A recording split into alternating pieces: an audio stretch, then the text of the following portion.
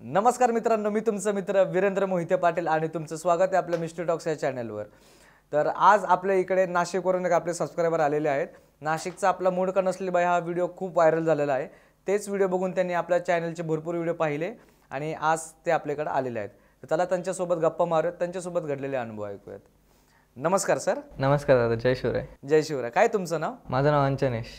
बरं, कुठे राहता सर तुम्ही? मी राहतो नाशिकमध्ये, पण आता सध्या कॉलेजसाठी मी तळेगावला आलो आहे। बरं, सगळ्यात महत्त्वाचा प्रश्न की तुम्ही आपला चॅनल कधीपासून पाहता आणि असं का वाटलं की मिस्टर टॉक्सवरच तुमचे सगळे अनुभव तुम्हाला शेअर करावे? मी सर्वात पहिले तुमच्या चॅनलचा दानिश सरांचा व्हिडिओ बघितला होता, ज्याच्यात त्यांनी कचरा घाटायला त्यांचा अनुभव सांगितला होता।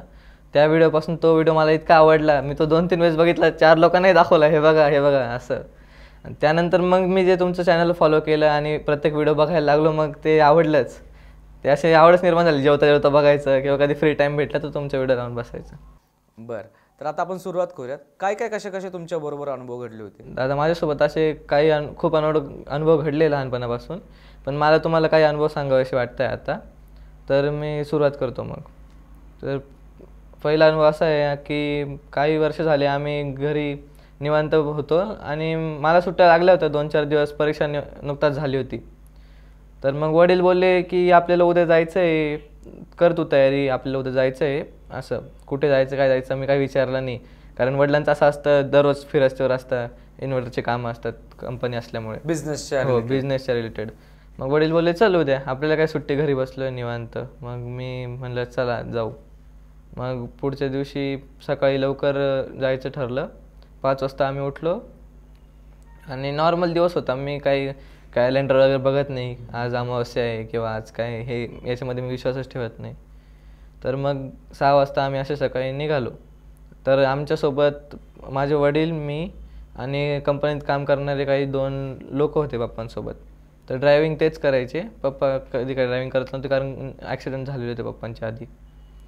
तर तो दिवस 6 वाजता आम्ही निघालो आणि 10-1 वाजेपर्यंत आम्ही मुंबईला पोहोचलो।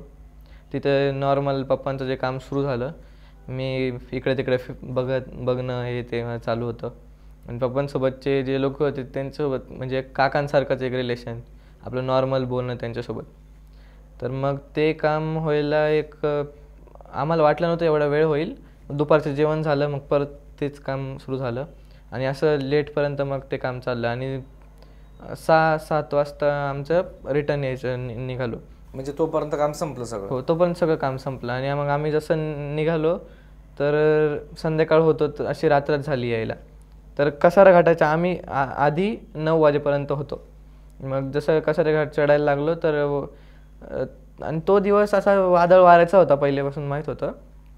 तर आम्ही गेलो होतो, म्हणजे आपल्याकडे मोठ्या गाडीमध्ये काही प्रॉब्लेम नाही होणार। तो वादळ वाऱ्याचे दिवस असल्यामुळे जसं 9 वाजेनंतर आम्ही कसारा घाट चढायला सुरुवात केला। ढगं तर होतेच, तर थोडा बारीक पाऊस सुरू झाला आणि 9:30 वाजेपर्यंत तो पाऊस खूपच जोरात झाला, म्हणजे लिमिटच्या बाहेर पाऊस। पावसाचंच वातावरण होतं का त्यावेळेस? हो, दिवसभर पावसाचं वातावरण होतं, पण त्यावेळी एकदमच जास्त सीझन पावसाचा होता का? हो, सीझन पावसाचा होता। जून-जुलै असा टाईम होता जेव्हा नुकताच पाऊस सुरू होतो। आणि मग पाऊस खूपच जोरात सुरू झाला, म्हणजे लिमिटच्या बाहेर, आणि आम्हाला गाडी दिसत नाही। आणि पावसामुळे काय असतं की लाईट जास्त ट्रॅव्हल नाही करत, आपल्या गाडीचा लाईट थोड्या अंतरापर्यंत असतो, एकदम लांबचं पण दिसत नाही। हो, एकदम लांबचं पण दिसत नाही, फोगी टाइप दिसत, एकदम असं गाडीचा लाईट जरी आला तरी तो हळू पुढे येते दिसतो आपल्याला। तर तसं काही वातावरण होतं तिथे। आणि रेग्युलर सहज पप्पांचं रात्रीचं ट्रॅव्हलिंग होतं, काकांचं रात्रीचं ट्रॅव्हलिंग होतं, मग त्यांना काही वाटत नव्हतं माहिती। मी लहान मुलग असल्यामुळे असं थोडी मनात भीती होती की घरी कधी पोहोचू, हे ते असं मनात वाटतंच, अंधार वगैरे बघून। हो, अंधार वगैरे। आणि लहानपणीपासून त्या भूतांच्या गप्पा ऐकल्या आपल्या आईकडून, आजींकडून, ते घाबरवतं आपल्याला, हे कर, हे होईल, तसं होईल। त्यामुळं मग असं वाटलं, भीती वाटली मनाला। मग जसं आम्ही पुढे गेलो, कसारा घाटाचा एक रस्ता आहे, तो सगळ्यांना माहिती असेल, जिथे पूर्ण असं वळण आहे, क्रॉस टाईप, उजव्या बाजूने पूर्ण वळण आहे। ते वळण केल्यानंतर एक सरळ मोकळा रस्ता आहे जो घाटाच्या वरती आहे, आणि ते जुन्या घाटापासून नवीन घाटापर्यंत आहे, कारण आता नवीन कसारा घाट बिल्ड झालेलं आहे। तर तेव्हा तसं काही नव्हतं, तेव्हा त्या जुन्या घाटापासून असा रस्ता होता आणि तो सरळ पुढे। तर जसं आम्ही टर्न घेतला, पाऊस तर चालूच होता, आणि टर्न घेतल्यानंतर कसारा गावाच्या थोडं 10-1 किलोमीटर आधी ही गोष्ट झाली। तर सरळ रस्ता आहे तिथे गाडी वगैरे काहीच नव्हतं। 11 जवळपास वाजले असतील, कारण टाईम लागतो तेवढा चढायला। आणि 11 वाजेच्या थोडं आधी तिथून आपण टर्न मारला आणि मी लांबूनच बघितलं की मला आजी दिसल्या. एक 50-1 फुटाच्या अंतरावर समोर आजी दिसल्या. तर मला असं वाटलं गावातल्या आजी असतील. आपल्याला जायचं कसार गावाकडून, तर गावातल्या आजी बिचाऱ्या पावसात अडकल्या आहे, एवढं रात्रीचा टाईम झाला आहे. किंवा भाजीपाल्यावाले जे लोक येतात ते तिथे थांबतात त्या रोडवर, मी नेहमी बघितलेलं आहे. तर मी असं थोडं अंतर त्या आजींकडे बघितलं तर त्या कुडकुडत पावसामध्ये बसल्या होत्या. म्हणलं या अडकल्या नक्की, यांना पोचू आपण सेफली. तर मी पप्पांना असं थांबवलं की पप्पा त्यांना सांगा गाडी थांबवायला. मग गाडी थांबवायला असं टाईम लागतो, कारण एक सुसाट वेगामध्ये आमची गाडी होती, कोणती गाडी नसल्यामुळं. आणि गाडी थांबवायला जरा वेळ लागतो, ब्रेक दाबायचा. तर ड्रायव्हर अचानक तर ब्रेक नाही दाबणार, विचारेल काय झालं. बरोबर.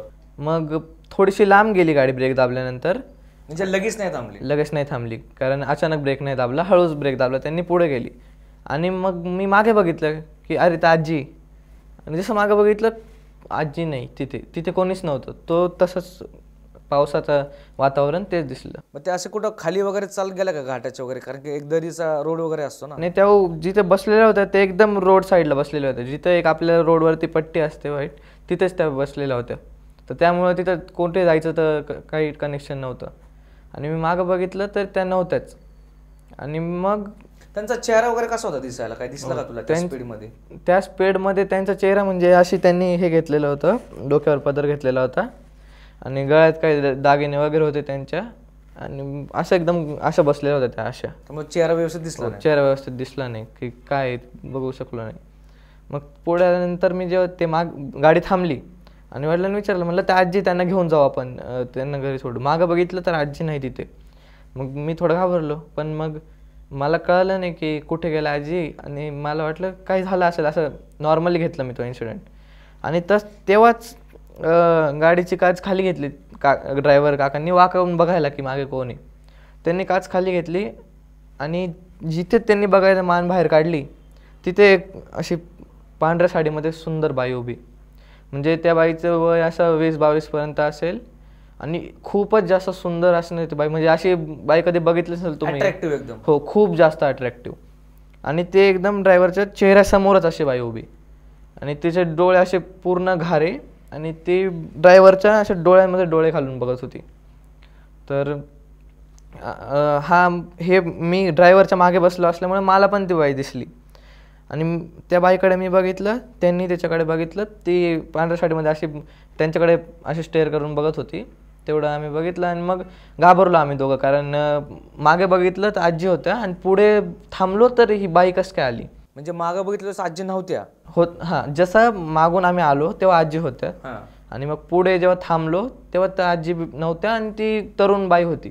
तर असं आम्हाला हे झालं की अचानक मागची आजी गायब झाल्या आणि पुढे तरुणबाई तिथे आली आणि ती त्याच ठिकाणी होती जिथे आजी बसले होते, म्हणजे रोड साईडला जिथे प्रॉपर. आणि समजा आपण रोडवरनं जातोय तर आपली नजर जाते ना रोड साईडला कोणी खाली वगैरे, तेव्हा ती तरुणबाई नव्हती तिथे. आणि जेव्हा गाडी थांबली तेव्हा काच खाली घेतल्यानंतर असं अचानक चेहऱ्यासमोर. आणि ड्रायव्हर खूप जास्त घाबरले, मी पण खूप जास्त घाबरलो. तर ड्रायव्हरचे काही रिॲक्शनच नव्हती, ते असे डोळे घालून असेच बघत होते फक्त. मग मी असं माझा हात पटकन झटकायला लागलो, कारण बोबडी वळली, काही बोलता नाही आलं. आणि हात झटकल्यानंतर असं केलं की चला. तर ते रात्रीचे प्रवास करणारे लोक, त्यांना काय नॉर्मल गोष्टी होत्या. मग ते काय बोलले का, मग ड्रायव्हरचा त्यांनी हाल बघितला की हा असं बाहेर का बघू राहिला. मग त्याला बोलले चल. मग ड्रायव्हर असा वेगळ्या धुंदीत होता, तो नॉर्मलमध्ये आले. त्यांनी गाडीचं स्टार्टर मारलं. गाडीचा थोडा आवाज झाल्यानंतर परत गाडी बंद झाली, चालूच नाही झाली. मग परत स्टार्ट करायचा प्रयत्न केला. सेकंड टाईममध्ये ती गाडी स्टार्ट झाली आणि तेव्हा जी त्यांनी गाडी स्टार्ट केली ती घरी येऊन थांबली. आता त्या प्रवासात मग ज्यावेळेस तुम्ही निघाले तिकडून, मग त्यावेळेस तुमचं गाडी डिस्कशन झालं नाही का तुमच्या वडिलांबरोबर, किंवा तुमच्या वडिलांचे मित्र होते त्यांच्यासोबत तुमचं डिस्कशन झालं नाही का की आम्हाला ती पहिली आजी दिसली, मग नाही दिसली, मग नंतर ती बाई दिसली, जी सुंदर बाई होती ती, असं काय डिस्कशन झालं नाही का तिथून निघाल्यानंतर? जेव्हा तिथून निघालो तेव्हा त्यांनी ड्रायव्हरनं विचारलं की काय झालं होतं तुला, का बरं थांबला होता तिथे, काय बघत होता तू. म्हणजे त्या ठिकाणी ते 2 मिनटं असे बघत होते, काय बघत होता तू तिथे. तर त्यांनी काहीच सांगितलं नाही. ते बोलले मला घरी जायचं आहे, घरी जाऊन बोलू आपण, तिथे निवांत बोलू, मला आधी घरी जायचं आहे. त्यांच्या मनाची भीती. वडिलांना असं होतं की लहान पोरगे आपल्यासोबत, काय झालं काय आपल्याला नेमकं कळलं पाहिजे. मग मला विचारायचा प्रयत्न केला. मी काही बोललो नाही, असं नादान मी नॉर्मली घेतलं. पण मला भीती खूप वाटली होती त्यावेळी. असं सांगू इच्छित नव्हतो मी की एकदम डेंजर आपल्यासोबत काय घडलंय. दाखवलं नाही तू? हो, मी दाखवलं नाही, कारण काही बोलावंच नाही वाटलं. मोठा माणूस आपल्यासमोर काही बोलत नाही, मी काय बोलणार आहे. मग तिथनं जसं आम्ही आलो तर लेट झाले आम्हाला, एक वाजला असेल जवळपास घरी पोचायला. माझं घर तेव्हा सिडकोमध्ये असल्यामुळे मला जवळच जाता आलं घरी. घरी आल्यानंतर मग मी तसं गाडीत झोपलो होतो येता येता. मग घरी आलो, झोपलो. जसं पुढच्या दिवशी उठल्यावर वडील बाहेर झोपायचे शेतामध्ये घरासमोर. तर वडील बोलले की चला रात्री काहीतरी झालं होतं, याने सांगितलं नाही, आपण त्याला जाऊन विचारू काय झालंय. त्या मित्राला, ड्रायव्हरला? हो, ड्रायव्हरला. तर वडील 1-2 किलोमीटरवर आमच्या घरापासून त्यांचं घर असल्यामुळे वडील चालतच गेले वावरातून. तर वडील त्यांच्या घरी गेले आणि बघितलं तर ते खूप तापलेले होते. खूप जास्त ताप होता त्यांच्या अंगावर. ते असं काही बोलत नव्हते, घाबरलेलेच होते खूप. आणि घाम खूप येत होता त्यांना त्यावेळी. आणि त्यांना दवाखान्यात नेलं संध्याकाळी, तरी त्यांचं काही नाही. ते खूप दिवस असे तापाने त्रास होत होता त्यांना. बरं. आणि तुमच्यासोबत काय झालं? तुम्हाला काय आजार वगैरे झाला का त्यावेळेस? मला हे होतं की थोडं भीती वाटली, काही मनात खूप भीती शिरली माझ्या. विचार चालू असतो? हो, कंटिन्यू विचार. मी नॉर्मल असं नव्हतोच कधी हसत खेळत. खूप जास्त विचार माझ्या मनामध्ये, काय घडलं काय नाही. पण नंतर जेव्हा मी अशा गोष्टी समजायला लागल्या तेव्हा नॉर्मल झालं सगळं. बरं. मग तुम्ही कुठं दाखवलं वगैरे नाही का, किंवा तुमच्या वडिलांनी कुठं काय दाखवलं नाही का की ह्या सगळ्या गोष्टी तुमच्यासोबत घडल्यात, तर कुठल्या तरी ह्या ज्या क्षेत्रातलं ज्या व्यक्तीला नॉलेज आहे त्याला विचारावं की काय झालं काय नाही, किंवा नाही का ती घरापर्यंत गोष्ट आली का नाही, ह्या सगळे कुठं विचारलं का तुमच्या घरच्यांनी? हो, मग वडिलांनी त्याच कसाराच्या आजूबाजूला एक ब्राह्मण राहतात, त्यांनी तिथे जाऊन विचारलं की इथे काहीतरी या क्षेत्रामध्ये काही वाईट गोष्ट, निगेटिव्ह गोष्ट घडल्यामुळे तेच आहे. आणि त्यांनी सांगितलं की अमावस्येच्या दिवशी ती बाई दिसतेच, म्हणजे कोणाला तरी. त्यावेळेस अमावस्या होती? हो, त्यावेळेस अमावस्या होती. हे मी तुम्हाला स्टार्टिंगला सांगितलं की मी कॅलेंडर चेक नाही करत, असं काही वडिलांनाही काही नसतं की आज अमावस्या बाहेर निघू नका असं वगैरे. तर आमचा रात्रीचा प्रवास होता आणि त्यावेळी अमावस्या होती. मी हे सांग. बरं. हा होता अनुभव. दुसरा काय अनुभव होता? तर माझा दुसरा अनुभव मी कॉलेजचा सांगतो. आत्ता काही महिन्यांपूर्वी तो अनुभव झाला आहे. तर कॉलेज जूनमध्ये सुरू झालं असल्यामुळे इंजिनिअरिंगचे मुलं आधीच आलेले आणि आम्ही डिप्लोमाचे असल्यामुळं त्यांच्या 2 महिन्यानंतर आम्ही गेलेलो. तर अनुभव असा, म्हणजे माझ्या ताई आहे कॉलेजमध्ये, तर त्यांच्यासोबत मी असं बाहेर गेलो होतो. हा कुठला आहे अनुभव? हा तळेगावमधला अनुभव आहे. अच्छा. आणि तळेगावातला कॉलेजमधला अनुभव आहे. आणि तर तो मला खूप असा भीतीदायक वाटला होता, पण ते नंतर जाऊन कुठे गोष्ट शांत झाली. तर आम्ही बाहेर गेलेलो होतो आणि ताईच्या फोनवर कॉल आला. 2-3 कॉल आले, ताई असे उचलला नाही की बाहेर असल्यामुळं. पण मग ते जरा कॉल असं वाटलं काय इमर्जन्सी असेल, तर ताईने कॉल उचलला. तर मैत्रिणीचा कॉल होता आणि मैत्रीण खूप घाबरलेली होती आणि ती बोलली की माझी रूममेट आहे, ती असं काहीतरी करते, म्हणजे वेगळंच बिहेव करते आणि आज तर जरा जास्त हे झाले की बोलत नाही कोणाशी, वेगळेच वागते, हसते, काहीतरी वेगळे प्रकारात हसते. ती अशी नॉर्मली असते, आपल्याला एक माहीत असतं आपली मैत्रीण कशी असते, तसं तर नाही होतं ते. मग आम्हाला वाटलं चला आपण जाऊ, बघू काहीतरी आहे काय आहे नेमकं. कारण काही असं पण असू शकतं मूड चांगला नाही आहे, बोलत नाही, भांडणं झाले त्या पोरींमध्ये सहसा भांडणं होत असतात. तर मग आम्ही गेलो आणि ताईला सांगितलं की आपण कुठेतरी थांबू, त्यांना भेटू आणि त्यांच्याशी बोलून घेऊ समोरासमोर की काय आहे किंवा काही नाही आहे, तर क्लिअर होऊन जाईल आपल्याला. तर आम्ही एकाच ठिकाणी भेटायचं ठरवलं. टेबलवर त्या आत शिरायच्या आधी ना मी म्हणलं की मी त्या पर्सनला ओळखत नाही, थर्ड पर्सन आहे मी, मला माहीत नाही ते कसं हसतं कसं वागतं ते पर्सन. तर मी म्हणलं त्या ताईच्या मैत्रिणीशी आपण बोलू, त्या मैत्रिणीची रूममेटशी. तर मी गेलो आणि ताई आणि ते मैत्रिणी पुढे गेल्या. तर त्या व्यक्तीसोबत मी बोलत होतो, त्या ताईसोबत. तर मी म्हणलं तुमचं नाव काय? त्यांनी त्यांचं नाव सांगितलं. त्यांनी असं सांगितलं मी मुंबईची आहे, पण कॉलेजला इकडे यावं लागलं, घरच्यांची परिस्थिती अशी असल्यामुळे. त्यांनी नॉर्मली मला एकदम ब्राह्मण मराठी कसं बोलतो तशा मराठीत त्यांनी मला समजवलं, म्हणजे सांगितलं ते काय होतं ते. मग आम्ही सगळे आत आलो खाली. तर त्या ताईसोबत एक दादा होता. तर त्या दादाला बोललो मी की हां, मी यांचं ऐकलं म्हणलं, या मुंबईला राहतात इकडे कॉलेजला वगैरे. तर ते बोलले हो ती मुंबईला राहते पण ती साऊथ साईडची आणि तिला मराठी येत नाही, तिला मराठी फक्त समजतं नॉर्मल तेवढं 2 महिन्यात जेवढं माणसाला समजेल, पण बोलता येत नाही. त्यावेळी माझ्या मनात खूप सारे विचार चालू झाले. मी असं घाबरल्यासारखंच झालो, खूप घाबरलो. म्हणजे की या मुलीला जर मराठी येत नाही तर मी आत्ता या मुलीशी एवढं मराठीमध्ये बोललो, एवढं शुद्ध मराठीमध्ये ती व्यक्ती माझ्यासोबत बोलणार नाही. मग आम्ही टेबलवर बसलो, मग विचारलं काय झालं आहे किंवा काय अनुभव आहे. म्हणजे त्या अनुभवावरनं ठरवायला की ते काही खरं होतं की नाही. कारण आम्ही कॉलेजचे असे शिकणारे विद्यार्थी असल्यामुळे असं लवकर विश्वास नाही होणार की हिचं काही झालं आहे असं. मग आम्ही काही प्रश्न विचारू, काय झालं आहे ते बघू, नाही तर मग आपलं कधी असतं वाऱ्यामुळं काय होतं, खिडकी असे लागते, तसे काय अनुभव झाले असतील. तर मग त्यांनी सांगितलं. तर त्यांची जी रूममेट होती ती माझ्या बहिणीची मैत्रीण होती, मैत्रीण आहे. तर ती आणि त्या ज्यांच्यासोबत अनुभव झाले त्यासोबतच बसले. तर जेव्हा त्यांनी त्यांचा अनुभव सुरुवात केली तर तेव्हा ताईच्या मैत्रिणीने पण हे केलं की मला पण असं होतं आहे, माझ्यासोबत पण असं झालं आहे. पण आम्ही एकमेकांना सांगितलं नाही घाबरून की कोणी माझ्यावर विश्वास ठेवेल की नाही. तर त्यांनी सुरुवात अशी केली, जेव्हापासून कॉलेजला आलो आहे तेव्हापासून काही नाही झालं, पण 1 महिना झाल्यानंतर ती सुरुवात झाली.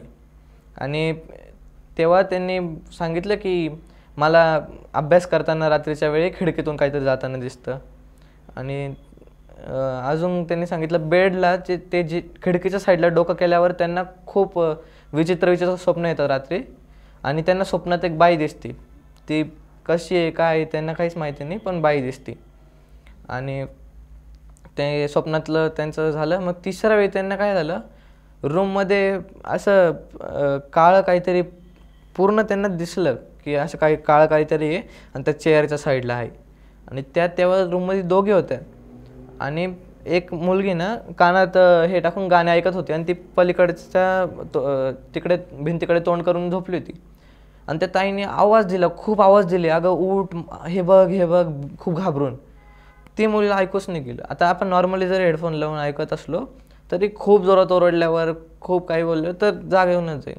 आणि आवाज तर येतोच, हेडफोन लावून किती गाणी काय चालू असेल तरी आवाज येतोच.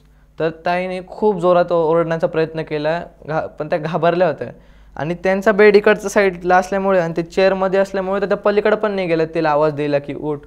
तर तिथंच घाबरून बसल्या. त्यांनी मग डोळे बंद केले आणि ते विचार करायला लागल्या, घाबरल्या खूप. त्याच्यानंतर जेव्हा तिसरी रूममेट त्यांची आत आली तेव्हा तिने बघितलं की ही अशी मांडीत डोकं घालून का बसली, की का हिला असं रडू राहिली, घाबरली आहे. जेव्हा तिला ती ताईने हलवलं की काय झालं तुला, तेव्हा ती अशी बघायला लागली. ताईकडे बोलली की मला आता इथं काहीतरी दिसलं, मी हिला आवाज दिला. आणि ते खूप रागात बोलले की मी हिला आवाज दिला पण ही ऐकतच नव्हती, हिला काय झालं बघ. ती जी हेडफोन लावून होती ती ताई उठली आणि तिने बोललं की नाही म्हण, मला हिचा आवाजच नाही आला, ही बोललीच नाही. तर त्या दोघांचाच वाद झाला की तू बोललीच नाही म्हणले, मला आवाजच नाही आला, नाही तर नॉर्मली हेडफोनमधून आवाज येतो. आणि ती बोलली ताई की मी 5 मिनिटापासून ओरडते, तुला आवाज देते, इथं काहीतरी आहे. तर त्यानंतर मी विचारलं तुला काय दिसलं ताई तिथे. तर तिने सांगितलं खुर्चीच्या खाली असं अंधारलेलं कोणतरी बसलेलं दिसलं. म्हटलं काय मुलगा होता काय मुलगी होती, काय असं वाटतं आपल्याला, समजतं थोडं एनर्जीने. तर तिने सांगितलं नाही म्हणे मुलगीच म्हणे आणि ती स्वप्नात पण येते आणि दिसती पण म्हणे, दुसऱ्यांदा दिसली म्हणे. आणि मग त्या दुसऱ्या मुलीने अनुभव सांगितलं सुरू केले की ताईच्या मैत्रिणीने की माझ्यासोबत पण असं झालं. जेव्हा कॉरिडॉरमध्ये जात असताना तिला 2 वेळेस असा शॅडो पास होताना जाणवलं. आणि एखादा पर्सन असलं लांबून लाईट रिफ्लेक्ट होल्यामुळे तो शॅडो असतो, तो आपल्याला असा त्याचे एक वाराचा हे नाही जाणवत, झुळूक नाही जाणवत. तर त्यांना ती झुळूक जाणवली आणि त्यांनी सांगितलं की मला पण 1-2 वेळेस असं झालं आहे, पण मी कधी हे नाही केलं, सांगितलं नाही. मग त्या ताईने परत अनुभव सांगितलं की रात्रीचा दरवाजाच्या साईडने एक वाजण्याचा आवाज येतो आणि तो आवाज बंद होऊन जातो. आणि जिथे खिडकी आहे ना त्या खिडकीत असं मेटल जे आपण वाजवतो ते एक मेलेडी ऐकू येते त्यांना दररोज रात्री. आणि ते घाबरून काही बोलत नाही आणि इग्नोर करून देतात ते, कारण ते काही विश्वास नाही. आणि ती जी मुलगी होती तिच्यासोबत एवढे अनुभव घडले, ती होती नास्तिक, ती देवावर न मानणारी, ती हे या गोष्टींमध्ये मानतच नव्हती. तर मग ताईच्या मैत्रिणीने सांगितलं की हे तर डेंजरस होतं, पण माझ्यासोबत अजून डेंजर झालं. ती सांगत होती मी जेव्हा रात्री झोपते ना तेव्हा मला एक पैंजणांचा आवाज येतो, एक स्टेप तो येतो आणि एक लिमिटपर्यंत दरवाजाच्या बाहेरच थांबतो तो, जोरात होतो आणि बंद होऊन जातो. म्हणजे असं काहीतरी आहे की ती आत नाही येऊ देते तिला. तर मी तिला विचारलं किती वेळेस झालेला, तर एका रात्रीमध्ये तिला 3 वेळेस, म्हणजे झोपायच्या स्टार्टिंगला एक गाढ झोपेत आणि एक सकाळी उठलायच्या वेळेस, असं 3 वेळेस ज्यासोबत झालं की मागून एक छम छम छम आणि 4-5 वेळेस असा पळल्यासारखा आवाज आला आणि बंद. काही गोष्ट आहे की तिला आत येऊ देत नाही, आत यायचा प्रयत्न करते. काय दिसलं नाही का त्यावेळेस? त्यावेळेस येत नाही, दरवाजा असल्यामुळे काही दिसलं तेव्हा काही दिसलं नाही त्यांना. तर मग हे कळल्यानंतर मग अजून एक मुलगी होती जी त्यांच्या शेजारच्या रूममध्ये होती. आता शेजारचा रूम म्हणजे त्यांचा रूम नंबर 13, 14 आणि 15 असं होतं. आणि हा 14 रूम नंबर आहे ना, तो नेहमी लॉक्ड, त्याचा कुलूप लावलेलं आहे त्या हॉस्टेलवाल्यांनी आणि ते कुलूप कधी खोललं जात नाही, त्या रूमबद्दल कधी बोललं जात नाही आणि ते काहीच संबंध नाही. रूम नंबर 13 आणि 15 ह्याच्यामध्ये मुली राहणार आहे. तर यांना एवढे अनुभव आले, तर म्हटलं यांना जर एवढं आले तर आजूबाजूच्या कोणाला आलेच असेल. तर मग तिथलं एक मुलगी आहे, तिचं वागणं जरा वेगळं आहे असं सांगत होतं या सगळं. ती हे सगळं असं तिने भिंतीवर ओम नमः शिवाय हे रक्ताने लिहिलं होतं. अरे बापरे. असं त्यांनी सांगितलं की मग ती मुलगी अशी वेगळीच, तिच्याशी बोलत नाही. या मुली हॉस्टेलची अशी एकटी असते ती, तिचा रूममेट पण तिच्याशी काही नाही, येते काम करते निघून जाते. आणि ती खूप वर्षांपासून तिथे, म्हणजे तिने तिचा डिप्लोमा आणि डिग्री तिथेच करत होती, म्हणजे असं तिचं शेवटचं 6वं वर्ष होतं. तर मग हे सगळं झाल्यानंतर मग मी म्हणलं की हे बघ आता नेमकं काहीतरी आहेच. आणि मी तिच्याशी बोलत असताना मी काही प्रश्न विचारतोय ना की मला हे सांग ते सांग, तर ती रडून सगळं सांगत होती की असं झालं आहे, मला खूप भीती वाटते, जी मुलीसोबत हे सगळे अनुभव घडले. आणि माझ्या शेजारी जी ताईची मैत्रीण बसली होती, ती माझ्याकडे बघायला लागली आणि अशी तिचे म्हणजे केस असे वर टाकून अशी बघत होती. आता बाकी सगळ्या जणांना हे दिसलं नाही की ती माझ्याकडे कसे बघते, असं नॉर्मल तुम्ही बोलताय तर मी तुमच्याकडे कसं बघल तसं बघते असं वाटतंय. पण ती ताई अशी वेगळ्या नजरेने बघत होती, हे मला त्यावेळेस नाही जाणवलं. वेगळे म्हणजे कसं, म्हणजे ॲग्रेसिव्ह कसं सॅड टाईपमध्ये, म्हणजे कशी नजर होती? खूप असं अग्रेसिव्ह होतं, पण ते मला त्या मोमेंटला नाही जाणवलं. त्या मोमेंटला असं वाटलं की असं करून आपल्याकडे बघू राहिले आहेत, पण त्यांचे डोळे नॅचरली मोठे असल्यामुळे मला असं वाटलं की डोळे मोठेच आहे, तशा त्या बघू राहिल्या माझ्याकडे. आणि मग ते सगळं झालं, ते दोघी ताईंनी सांगितलं. आणि काही प्रश्नांचे जे उत्तरं अपेक्षा असताना आपल्याला ते उत्तरं भेटतच नव्हती. म्हणजे मी विचारलं असं खरंच झालं आहे किंवा काही झालं आहे का, तर ती गोष्ट ती स्किप करून द्यायची, ते प्रश्नाचं उत्तरच नव्हते देत आणि ते गोल फिरवायचे. तर मग म्हणलं की आता खूप हे झालं आहे, तर यांना रात्री दुसरीकडे पाठवू झोपायला, तिथे नको जायला. मग त्या झोपल्या आणि काही अनुभव नाही आला त्या रात्री. आणि पुढच्या सकाळी त्यांना आम्ही मंदिरात न्यायचं ठरवलं. तर आता मंदिरात तुम्ही सांगा, जी मुलगी नास्तिक आहे तिला मंदिरात जायला आवडेल का? नाही. पण त्या सिच्युएशनमध्ये असं झालं, जी स्वतः नास्तिक मुलगी आहे ती जात होती मंदिरामध्ये. आणि जी तिला जायचं होतं मंदिरामध्ये, ती इच्छुक होती, बोलली माझ्यासोबत एवढा अनुभव घडत आहे, मी जाते, मी देवाचं शरण घेते, बोलते काहीतरी, प्रार्थना करते देवाकडे आणि मग होईल. आणि जी स्वतः देवाचं मानणारी, जी स्वतः श्रीकृष्णाचं मानणारी मुलगी, जी श्रीकृष्णाची भक्ती करणारी मुलगी, ती स्वतः बोलते की मला नाही जायचं तिथे, मंदिरात नाही जायचं, आज असं झालं आहे तसं झालं आहे. तर तिने काही कारणं सांगितले प्रॉब्लेम असल्यामुळे ती की नाही जाऊ शकत ते याच्यामध्ये. आणि असं 2-3 दिवस झालं. तर जसं तो दिवस झाला आम्ही भेटलो, त्याच्या पुढच्या रात्री मला झोपल्यानंतर जवळपास 1-2 वाजता, म्हणजे गाढ झोपेत असताना स्वप्न पडतं आपल्याला, तर स्वप्न पडलं मला. आणि स्वप्नामध्ये आता मला असं वाटलं की आपण त्याच गोष्टीचा विचार करतो म्हणून स्वप्न पडलं असेल. ती ताई जे माझ्याकडे बघत होती ना अशी करून, मी बोललो तुम्हाला, त्या ताई सेम तो इन्सिडेंट माझ्या डोळ्यासमोर आहे स्वप्नामध्ये. आणि मी असं इकडं बघितलं आणि तो अजून पण माझ्या अंगावर काटा येतो तो अनुभव. म्हणजे त्या ताईने असं माझ्याकडे बघितलं, त्या ताईच्या चेहऱ्यावर असा पूर्ण काळा चेहरा, पूर्ण एका बाईचा चेहरा, आणि ती बाई माझ्याकडे खूप डोळे वटारून आणि रागाने बघते की तू का आमच्या मध्ये करतोय. म्हणजे असं कोणी असतं ना की तू मध्ये नका करू, आमचा हा विषय, तर त्यांच्या विषयात मी का मध्ये करतोय. तर असं याच्याने की ती माझ्याकडे असे काळा चेहरा पूर्ण तिच्या चेहऱ्यावर, म्हणजे मला त्या मुलीचा चेहरा दिसतोय पण तिच्या चेहऱ्यावरती पूर्ण एक काळा चेहरा आहे. आणि शॅडो आली होती का? हो, पूर्ण अशी शॅडो दिसत होती.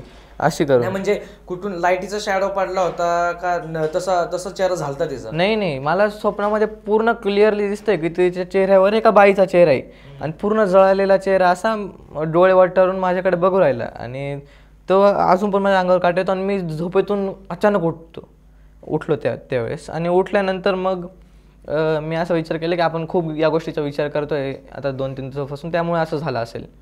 पण मग मी तो क्षण सोडला आणि मग झोपलोच नाही, कारण टाईम झालं तर मग झोपच नाही लागली रात्री. आपलं देवाचं हनुमान चालीसा पुस्तक घेतलं, ते एकदा वाचलं, त्यानंतर बसलो मग फोन बघत. तर तो दिवस गेला. मग त्या मुली गेल्या परत त्यांच्या तिथं हॉस्टेलला राहायला. आणि त्या रात्री मग आम्ही झोपलो की त्या मुलीला ना तेव्हापासून अनुभव नव्हते घडत, जेव्हापासून ती बाहेर आली होती. मग ती परत गेली आणि ती मग पहिली रात्र होती की परत तिने त्या रूममध्ये जायला. आणि मग मला रात्री परत त्याच टाईमला त्याच जवळपास सेम हे की मी झोपलो आहे, गाढ झोप येते, स्वप्न पडलं आणि सेम तेच दिसून राहिलं आणि मी घाबरू राहिलो खूप जास्त. यावेळेस मी अजून जास्त घाबरलो आणि अजून जास्त रौद्र असं रूप होतं त्या मुलीच्या चेहऱ्यावर आणि असे डोळे होते. म्हणजे एवढं घाबरलो की मी त्या मुलीशी बोलायला पण घाबरलो, एवढं हे झालं. आणि ती ताईची मैत्रीण होती जिच्यासोबत काही एवढं नव्हतं घडलं, पण तिनं पण अनुभव आले. ती खूप देवाचं करणारी, श्रीकृष्णांचं करणारी ती मुलगी. तर त्या रात्री मग सकाळी आम्ही भेटलो, म्हणलं भेटू आपण, काय आज हे पहिली रात्र गेले यांच्यासोबत काय अनुभव झाला का नाही बघू. तर तेव्हा हे एवढं घाबरलो आम्ही. जी माझ्या ताईची मैत्रीण होती तिने सांगितलं की ही रात्री 1-2 वाजेपर्यंत हॉस्टेलसमोरच्या दरवाजासमोरच्या झाडाखाली रडत बसली होती. आणि तिच्या जवळ कोणी नाही गेलं. ती 10-1 वाजता झोपणारी मुलगी, अभ्यास वगैरे करून निवांत जेवण करून मग ती झोपली. आणि त्या सगळ्या झोपल्या 10 वाजता. आणि मग अचानक ती पाणी प्यायला उठली ताईची मैत्रीण. तर तिने बघितलं की रूममध्ये ही नाही आहे. तर रूमचा दरवाजा जसा उघडला आणि समोर झाड आणि झाडाचा पार असतो ना, त्याच्यावर ती रडत बसलेली, खूप अशा जोरात आवाजात आणि काही त्रासात असल्यासारखं रडत होती. आणि तिचं रडणं म्हणजे एकदम एक्स्ट्रीम लेवलला झालं. आणि घाबरली, मग ती काही बोलली नाही. तिला बोलली चल मध्ये, पण ती रडतच बसली. आणि मग 2-1 वाजता ती रूममध्ये आली आणि झोपली तिची. बाकीच्या मग त्या मुली घाबरून गेल्या की हिला काय हो राहिलं. मग तेव्हा त्यांचा पुढच्या दिवशी पेपर होता. पेपर झाला आणि त्या म्हणल्या की आज संध्याकाळी आम्ही घरी निघून जाऊ. तर त्या घरी जायला जेव्हा म्हणजे त्यांनीच आधी जो मागे येतो की त्यांचा अनुभव सांगितला त्यांनी की रात्री असं केलं, हे केलं. मग आम्हाला कन्फ्युजन झालं, जे आम्ही बाकी लोक होतो ना, म्हणजे माझी ताई वगैरे, आम्हाला कन्फ्युजन झालं की नेमकं हे सगळं घडतं कोणासोबत आहे. कारण माझ्या स्वप्नात जे एक दिवस परत ते आलं रिपीट हो. आणि मला संकेत सगळे येत आहे की ही ताईची मैत्रीण, एवढं सगळं मला भीती वाटायला लागली आणि अंगावर काटा आला. मला पूर्ण संकेत येतं की हीच आहे, हिच्यात काय वेगळं. पण मग हिने अनुभव सांगितलं की ते 1 वाजेपर्यंत 2 वाजेपर्यंत झाडाखाली रडत बसली, असं करते. त्यावरून असं वाटतंय की हिच्यासोबत काहीतरी वेगळं घडतंय. मग कन्फ्युजन लागलं की ही काही की यांचं दोघांचं कसं काय. आणि त्या दोघे म्हणलं तर एकदम घट्ट जोडीदार मैत्रिणी, म्हणजे त्या जेव्हापासून कॉलेज सुरू झालं तेव्हापासून एकदम जोडीदार मैत्रिणी. बरं. मग एक होती साऊथ साईडची आणि एक होती नॉर्थ साईडची. त्यांची एवढी जास्त घट्ट मैत्री होती की त्या एकमेकांसोबत सगळं सांगणाऱ्या, सगळं हे करणाऱ्या. तर त्या येऊन ताईला सांगायला लागल्या. एक मुलगी आली, ती सांगते हिच्यासोबत असं झालेलं आहे, हीच हे करते, हीच रात्री वेगळी वागते, हीच असं बिहेव करते, हसते वेगळं आहे काय. ती गेली, मग तिच्यासोबत बोलून झालं की दुसरी मुलगी येते, ती सांगते ही वेगळी वागते, हिच्यासोबत असं झालं आहे, ही रात्री रडत बसते, ही असं करते. तर मग आम्हाला खूप कन्फ्युजन झालं आणि मग म्हणलं की हे काहीतरी विचित्र आहे आणि आपण त्या मुलींना घरी, म्हणजे त्यांना जायला लावू लवकरात लवकर आणि देवाचं काहीतरी करायला लावू. तर मग त्या पेपर झाला आणि त्या मुली घरी जायला निघाल्या. तर घरी जायला निघाल्या तर त्यांचा हा अनुभव हॉस्टेलच्या बाहेर येतानाचा झाला की हॉस्टेलच्या बाहेर येताना पायऱ्यांवरून आपण खाली जातो. तर पायऱ्यांच्या खाली एकदम पहिल्या पायरीवर एक मांजर बसलेली आणि ती मांजर अशी म्याऊ म्याऊ म्याऊ, म्हणजे एवढं जोरात याच्यामध्ये आणि वेगळ्या नॉर्मल कर्कश आवाजामध्ये ती खूप त्यांच्यावर म्याऊ की जाऊ नाही द्यायचं त्यांना बाहेर, अशा हिशोबाने की ती तिथेच उभी आहे एंट्रन्सला आणि बाहेर नाही जाऊ द्यायचं. आणि मग त्यांनी तरी केलं की जाऊ तर ते गेले त्या एंट्रन्सच्या बाहेर निघाल्या. तर जिथून त्या बाहेर निघाल्या ते कॉलेजच्या बाहेर नव्हत्या निघालेल्या. आणि आमच्या कॉलेजमध्ये आहे काही कुत्रे, जवळपास 1-2 कुत्रे असे फिरणारे जे असतात ते असतात कॅम्पसमध्ये. पण तेव्हा त्यांना हे बघायला भेटलं 7-8 कुत्रे असे थांबून त्यांच्या आजूबाजूला, आणि त्या मुली खूप कुत्र्यांना घाबरणाऱ्या. ते असे त्यांना गोल घोळका करून उभं राहिलेले जवळपास, हे त्यांना घाबरवायला की परत जाईल असं. तर नाही, त्या मुली चालतच गेल्या की आम्हाला नाही परत जायचं, आता खूप घाबरलेल्या होत्या ते अनुभव परत नाही घ्यायचे, परत निघाल्या. तर त्या हॉस्टेलच्या गेटपासून ते कॉलेजपर्यंत चालत गेल्या. आणि जेव्हा तिथं चालत गेल्या तेव्हा त्या मुलीला पहिल्या मुलीला जाणवलं की आपल्या पायात बूटच नाही. म्हणजे एका पायात बूट आहे आणि एका पायातला बूट मागच राहून गेला आहे. तेव्हा तिला एवढ्या प्रसंगात की जाणवलंच नाही की परत मागं जायचं काहीतरी कारण, पण नाही गेल्या ते. आणि मग त्या निघून गेल्या. आणि तसंच मग त्यांच्या घरच्यांना माझ्या ताईने फोन केला आणि सांगितलं की यांच्यासोबत काही वेगळं घडतं आहे. आणि थँकफुली की त्यांचे घरचे पण काही मानणारे होते की अशा गोष्टी घडतात, म्हणून त्यांनी लवकरात लवकर जे होऊ शकलं ते केलं. त्यांच्याकडे घरी मंदिर वगैरे सगळं पूजा वगैरे झाली. घेऊन गेले का मग? हो, त्यांना घेऊन गेले आणि पूजा वगैरे झाली. आणि नंतर आम्ही काही प्रयत्न केला की यांच्या रूमचं काय आहे वेगळं का काहीतरी बघू आपण, किंवा काय त्या झाडाचं काय आहे, ते रडत होती तिथे. तर तेव्हा आम्हाला कळालं की जी रूम नंबर 14 होती 13 आणि 15च्या मध्ये, त्या रूममध्ये 2019 मध्ये एका मुलीने फाशी घेतली होती आणि ती तिथे मेलेली होती. आणि ते मुलीचे खूप सारे हे तिथं जोडलेलं होतं, म्हणजे तिचे आठवणी सगळं. ती लहानपणापासून जवळपास तिथंच होती, म्हणजे कॉलेज वगैरे 6-7 वर्ष ती तिथेच होती. तर तिला म्हणजे खूप जोडलेली होती ती जागा, आणि त्या हॉस्टेलमध्ये ती गेली. म्हणून फाशी वगैरे का घेतली ते माहीत पडलं कारण? फाशीचं कारण असं म्हणजे फॅमिली प्रेशर अभ्यासामध्ये, आणि तिथं पण अभ्यासाचं टेन्शन खूप, असं फाशीचं तिने लिहिलेलं होतं. तर ते आम्हाला मोठ्या म्हणजे काही सिनियरकडून कळालं खूप नंतर. आणि जेव्हा ती ताई परत आली तेव्हा ती सांगत होती की मला त्या टाईममध्ये खूप अभ्यासाचं टेन्शन होतं, माझ्या घरच्यांचं पण खूप टेन्शन होतं, खूप वाईट परिस्थिती होती आणि मला खूप रड व्हायचं. आणि एवढे वाईट दिवस आले होते की मला सुसाईडचे विचार यायचे. त्या मुलीने केलं होतं तेही सुसाईड, आणि या मुलीच्या विचारात येतं आहे तेही सुसाईड. आणि ती ज्या झाडाखाली बसून रडायची ना, ते झाडाखाली ती जी मुलगी होती ती अभ्यासाला बसायची दररोज. अच्छा, म्हणून ते कनेक्टेड होतं. हो, ते सगळ्या गोष्टी कनेक्टेड होत्या, आम्हाला नंतर समजल्या. आणि मग आता आपण कॉलेजमध्ये तर काही या गोष्टी नाही बोलू शकत, म्हणून त्यात तशाच आहे. आणि हॉस्टेल पण असं नॉर्मल चालू आहे.